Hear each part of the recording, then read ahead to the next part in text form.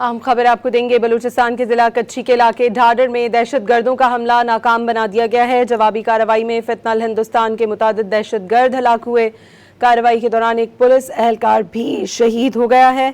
मजीद जानते हैं don news के नुमाइंदे अब्दुल्ला जहरी से। अब्दुल्ला, इस कार्रवाई से मुतालिक बताइएगा।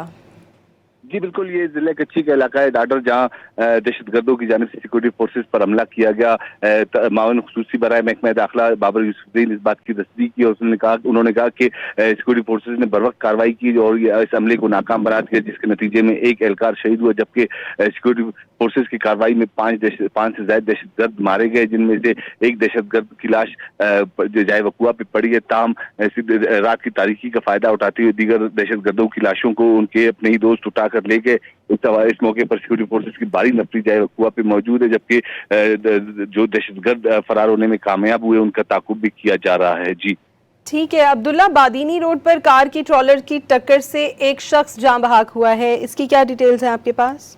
जी बिल्कुल, ये सरियाब रोड का इलाका है, लिंक बादीनी रोड, जहां गाड़ी पर फायरिंग की गई, जिसके नतीजे में फायरिंग के साथ ही गाड़ी बेकाबू होकर एक ट्रॉलर से टकरा गई और एक गाड़ी में मौजूद ड्राइवर मौके पर ही जाम बहक हुआ, जबकि पुलिस और दीगर सिक्योरिटी फोर्सेज जाए कुआ पे पहुंच चुके और फायरिंग करने वाले मुलजमान की तलाश भी जारी है। जी बहुत शुक्रिया अब्दुल्ला ज़हरी आपका।